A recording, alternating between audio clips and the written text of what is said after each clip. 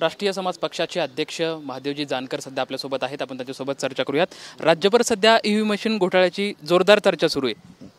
काय आहे, आज राष्ट्रीय समाज पक्षाचे जे 93 उमेदवार उभा होते त्यांचा सत्कार करण्यासाठी मी प्रोग्राम ठेवलेला आहे आणि संघटनात्मक बांधणी कशी होईल, आपण कुठं कमी पडतोय, काय करतोय यासाठी आलेलो आहे।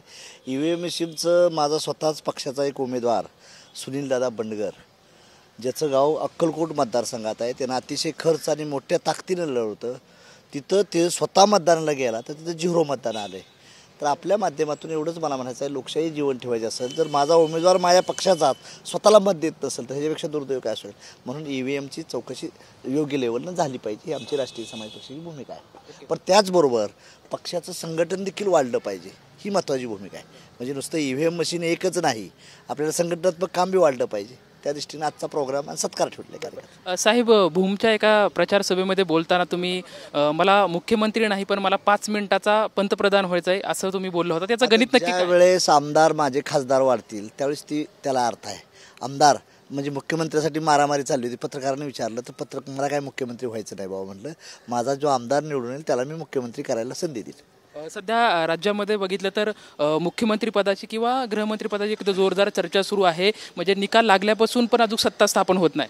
आता हा प्रश्न तुम्ही ज्याचे आमदार जास्त आलेत, हा भारतीय जनता पार्टी शिंदे साहेब आणि अजितदादाला प्रश्न विचारावा। माझा एकच आमदार आला आहे, त्यामुळे मी मुख्यमंत्री बनवण्याच्या डिसिंग फॅक्टरमध्ये नाही, त्यामुळे मला बोलण्यात काय अर्थ नाही ना विषय। कुठंतरी एक समाज जो आहे तो निवडणुकीमध्ये एक महत्त्वाची भूमिका नाही, म्हणजे एका विशिष्ट समाजावरती निवडणुका लढू शकत नाहीत, त्या संदर्भात तुम्ही काय सांगाल? का कुठलाच एक समाज होत नाही, माझ्या पक्षातले आम्ही सर्व समाजाला, ब्राह्मणापासून दलितापासून सर्व मराठा दलितांना सर्वांना, एकट्या समाजावर होत नसतं। पक्ष सर्वांचा, सर्व समाजाला घेऊन गेलं तरच पक्ष मोठं होत असतात। म्हणून राष्ट्रीय समाज पक्षाचे 3 आमदार मराठा झाले, 1 वंजारी झाला, सर्व समाजाला आम्ही भाग देतो आणि एकट्या जातीनं काहीच होत नाही, सर्व समाजाला घेऊन जावं लागतं आपल्याला। महायुतीला या विधानसभेमध्ये खूप मोठं यश मिळालंय, तर त्याच्याकडे कसं बघताय? म्हणजे नक्की तुमचं गणित समीकरण त्यांचं चांगले आहेत, काही त्यांच्या ठिकाणी काही ते लाडली बहिणीचा फायदा झाला असेल, काही ठिकाणी मशीनचा फायदा झाला असेल, अशा माध्यमातून त्यांना मिळालं। त्यांचं सरकार येते, त्यांना शुभेच्छा। आम्ही विरोधात आहे, आम्ही विरोधात 5 वर्ष सर्व्हिस करू।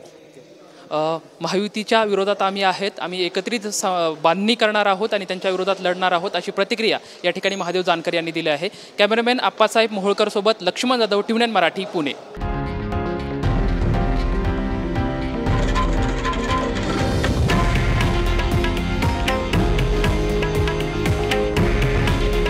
हे आहे देशातील नंबर 1 न्यूज नेटवर्क आणि आपण पाहत आहात TV9 मराठी। काळजी तुमची, हित महाराष्ट्राचं।